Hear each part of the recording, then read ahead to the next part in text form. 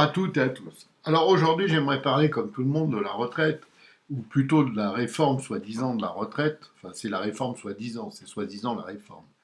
Alors qu'il n'y a pas de réforme vraiment, et là c'est grave, à part, disons, punir les gens qui n'ont pas de diplôme. Parce que si vous étudiez bien le programme proposé par Macron pour soi-disant réformer sa retraite, la nôtre, pas la sienne, eh bien, ce programme est clair et net. On pénalise les gens qui commencent à travailler jeunes. Et ça, c'est intolérable. Parce que on devrait pénaliser personne pour la retraite. La retraite, c'est quoi? C'est le fruit de son travail.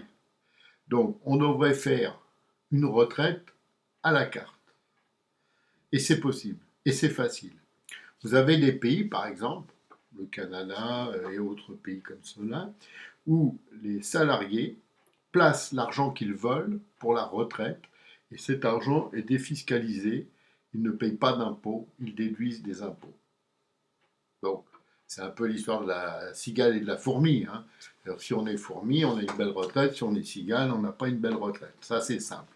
Je pense qu'on devrait maintenant, nous sommes quand même en 2023, au lieu de faire une réforme bidon, une réforme poudre aux yeux, une réforme qui a mis tous les Français dans la rue et qui bloque un pays qui est déjà à moitié en faillite, sinon totalement en faillite, je pense qu'on devrait faire une réforme simple, une retraite unique, hein, pas avec ceci ou cela, très simple, sur le salaire, on prend une partie, celle qu'on veut, et on l'affecte à la retraite, avec, par sécurité, on va dire, qui est un minimum obligatoire.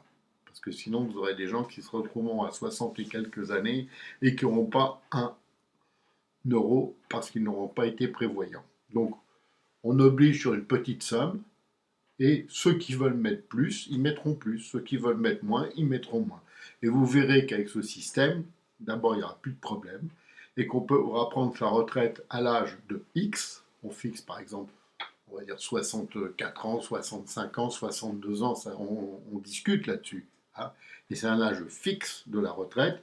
Et après, les gens qui veulent continuer à travailler, travailleront. Ceux qui veulent s'arrêter, s'arrêteront. Et on peut même prévoir que des gens peuvent s'arrêter un peu plus tôt et auront une rente, hein, de leur argent placé.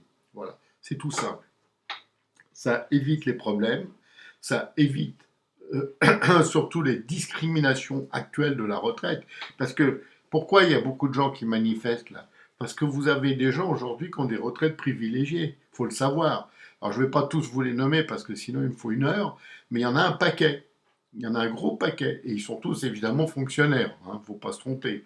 Et c'est ces gens-là qui, eux, ne veulent pas de cette réforme de Macron parce que de toute façon, eux, ils ne prennent pas leur retraite à 62 ans, 63 ans, ou 64 ans, ou 70 ans. Ils la prennent avant 60 ans. Donc eux, si on égalise tout le système, ils sont marrons. Et c'est pour ça qu'ils sont très véhéments actuellement.